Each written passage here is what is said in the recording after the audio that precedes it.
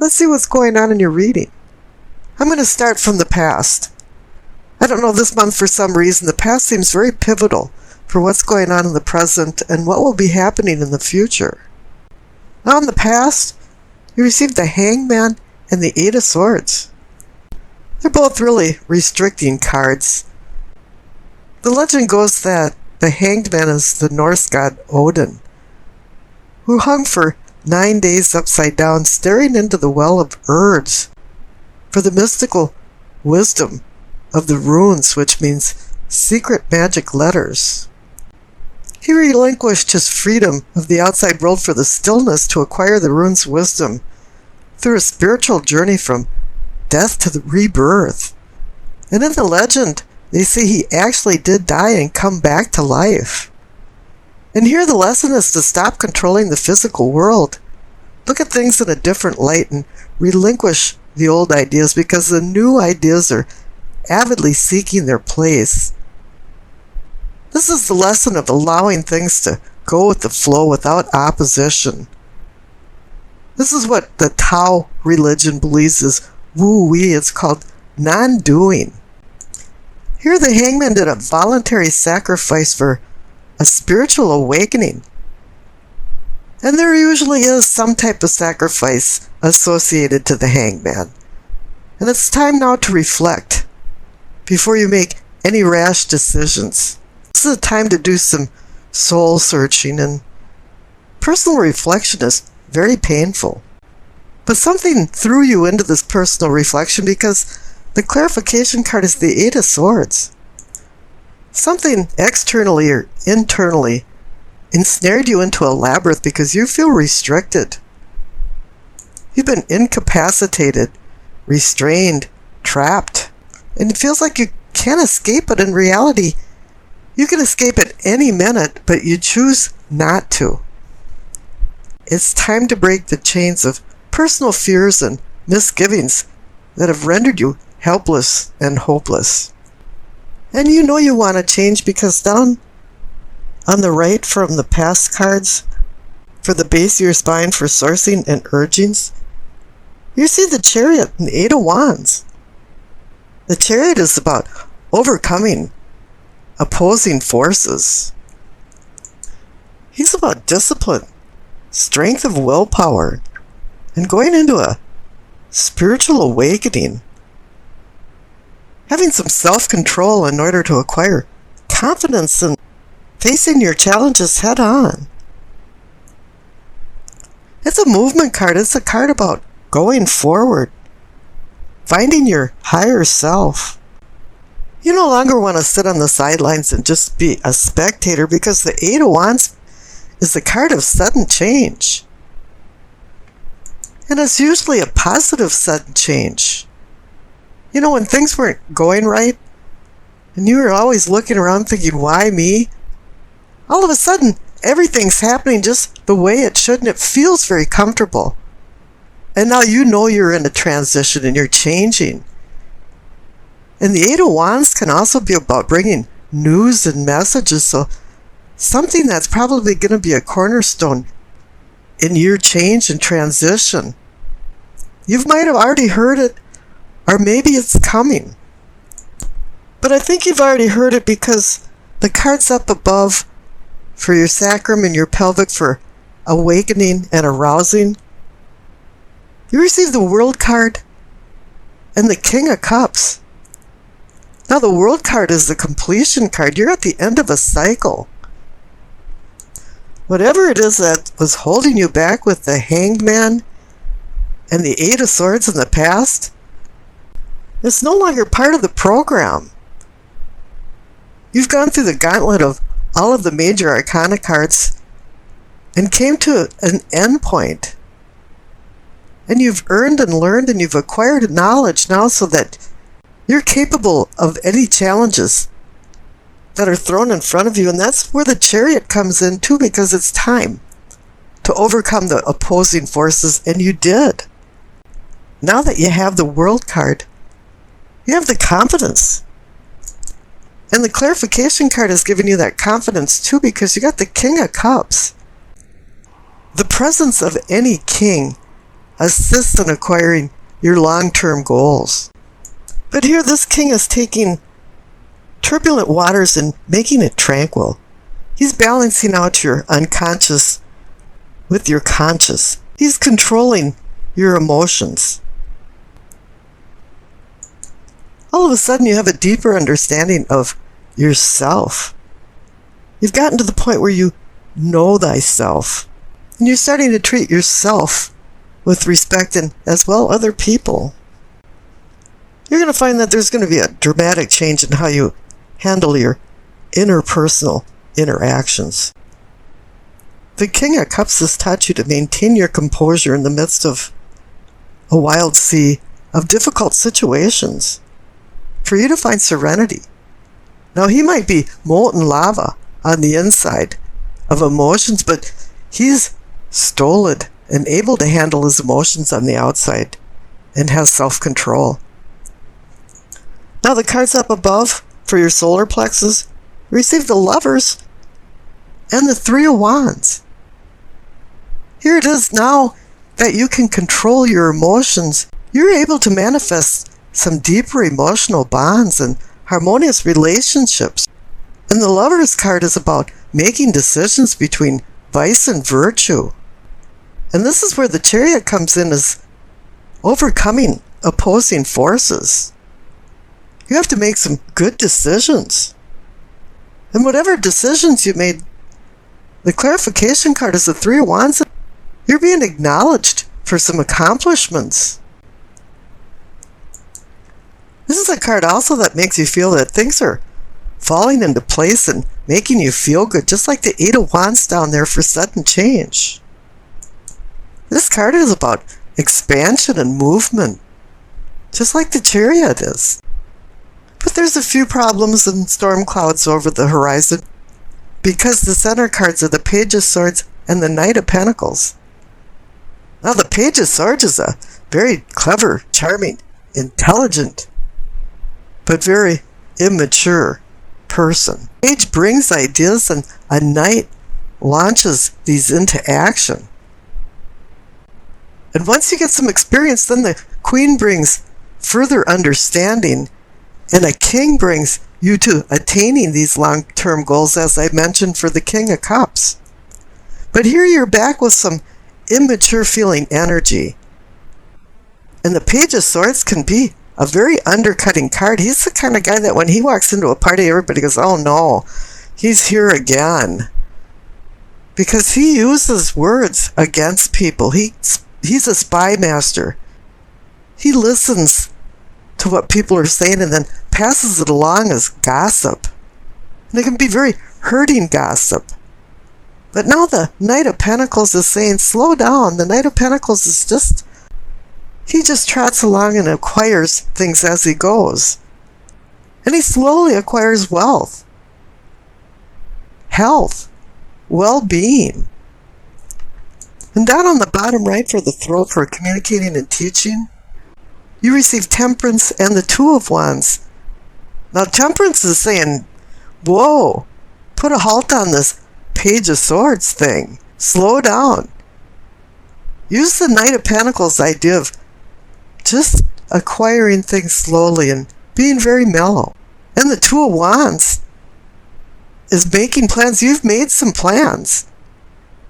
And up there on the top for the solar plexus, you found the Three of Wands. But it's kind of telling you to rethink some of these plans and kind of get this Page of Swords energy out of the picture.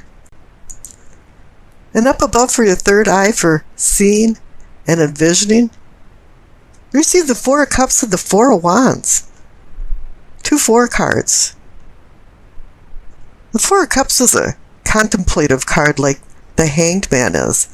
All of a sudden you're saying, well, wait a minute now. The Knight of Pentacles says maybe I should slow down a little bit. And I got the Temperance card that's saying, yeah, I should temper my behavior, my decisions. And I got the card about planning again instead of going forward. So maybe I should rethink some things. And now you have the clarification card of the Four of Wands. And you've got the 2, 3, and 4. But the Four of Wands is saying, yeah, this is another celebration card. Is saying, yeah, you've made some success. This is like a rites of passage card for some type of accomplishment, graduation, anniversaries, weddings. And maybe you are being honored for your accomplishments. Now up above for the crown for knowing and understanding, you receive the King of Pentacles. Here's another king, a person that's going to assist you in acquiring your long-term goals, and he's offering a pentacle.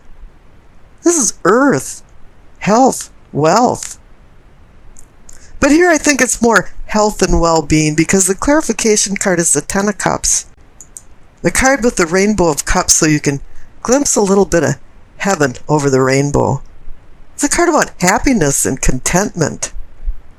And typically, happiness in your family and home. And here you receive the Lover's card over the solar plexus for deepening your emotional bonds and having more harmonious relationships. How wonderful. Now we've discussed the past and some of the restraints involved in it. Let's skip over to the future. You receive the King of Cups again and the Ace of Swords. So now you receive the King of Cups in your spiritual awareness. And it's telling you that you had a spiritual awakening. Whatever happened with the lack of emotional control with the Page of Swords is now history. In the future, you're going to be commanding your emotions and the relationships with other people. Now the Ace of Swords is indicating that it's been a long and hard journey to get where you're at for a new beginning. Because the King of Cups over on your unconscious side was conjoined with the World card. And here in your future now, the King of Cups is conjoined with the Ace of Swords, a new sword reality beginning. This page brings thoughts, ideas, and opinions, as well as news and messages. He's been bestowed with mental acuity, and I consider him the brainiac of the sword suit. But you know, he has a really immature attitude towards things, and he doesn't have any emotional control, and he has very little experience. He's the kind of guy that just says jaw-dropping things that's very insulting to people. It might be a virtue to be honest, but you just can't have candor like that. He wants you to reevaluate your goals to make sure that they're realistic. But then again, he'd prefer to ask forgiveness before he would go ahead and just ask permission to do something. As with all of the sword suits, though, there's two edges to a sword, and the negative side of this is that there can be some acts of deception. And he's kind of a spy master kind of guy that runs around and tries to get information on people, dirt on people, so he can start rumors and gossip. That can be very injuring and harmful to other people. And at times he lacks diplomacy. He really isn't the kind of guy that you want as a neighbor or a co-worker. You know, when he walks into a party, and as usual, uninvited, everybody goes, "Oh no." Now the Emperor is completely opposite to that. He's the mature man, or the patriarch of the family, that organizes things and puts things into structure. Makes sure everybody has responsibilities. And then sets rules and regulations for boundaries. So everybody knows what's going on and they're on the same page. You know, the Page of Swords and the Emperor is kind of like the satire of the devil and the angel on your shoulders, and the Page of Swords is saying, just go for it, the hell with everybody else, and the Emperor's going, no, you have to make some considerations. Now the Emperor has emotional control, and the Page of Swords is just learning how to deal with emotional control. Now, so it's up to you and your free will which persona you would like to take, the Page of Swords or the Emperor. And it seems like This week, maybe you're vacillating in between both of them. You know, you can be this immature child one minute and be this really mature man or woman the next. Whatever you decide this week, you're going to be moving from more turbulent waters to more tranquil waters because you received the Six of Swords. So hopefully you're moving from the Page of Swords persona to the Emperor's posture. Whatever it is, the Six of Swords is telling you it's time to plot a new course of action. And think about where you've been and what you're doing now and where you want to go in the future. And this card is here to help you with a seamless transition of change. And since this card is about movement, it can be maybe you traveling, going on vacation, going on an adventure or journey. But this doesn't have to be a physical journey. It can be a journey of the mind, too, and your thinking and mental acuity. Because the swords does mean mind, and it means mind over matter. And really, you have to decide what matters to you in your life. Now, I rolled the dice and you received Capricorn, the moon, in the 11th house. Now, with the moon in the 11th house, it makes me think of the Beatles song, Need a Little Help from Your Friends. Because that kind of sums up your emotional fulfillment that comes from this week. It's from friends and family and their support. You know, you figure that there must be an easier and better way of doing business. That's why you've got the Six of Swords there, because you want to move on. And you're seeking out these new ways with the Emperor by your side. You know, and you figure, well, realistically, you can't do all this alone, so you're going to take the me attitude and add we into the party because of the 11th house. It's a house of networking and other people. Your inquiring mind wants to know about many things this week, and you feel the need for opinions and feedback from others because you're really not too sure what to think. And I can see that when you're straggling the line between the Emperor and the Page of Swords, you're not sure what to think. However, even though you canvass and ask people for their opinions, sometimes you just don't agree with their opinion, and then you become really mouthy with them like the wily Page of Swords. And you become insulting. So then, you know, the teamwork goes back from we to me. You know, by the end of the week, you might not feel like you've completely resolved all the issues that you canvassed. But that's no big deal. You know, I mean, next week's another week. Now, you keep changing your moods this week, and they're off the map for some reason. And I think that's because of the presence of the swords, the Page of Swords. This is causing instability in relationships. And your feelings are like waxing and waning of the moon's phases. And the Six of Swords is telling you to move on from these turbulent mood changes to more tranquil, stable, emotional moods.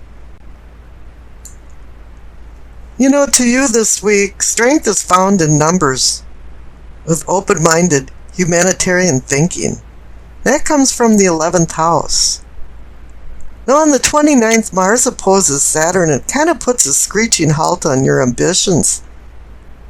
You're going to have to wait till things clear a little bit, and that'll be on the 31st, when Mars sextiles Uranus. And it brings kind of the ingenious you out. And it puts together more nebulous and scattered thoughts, so that no longer you have these kind of roadblocks going on. Then the remainder of the week is really about family and friends and strengthening bonds with them. But just speak gentle words and drop some of the emotional intensity that you had earlier in the week.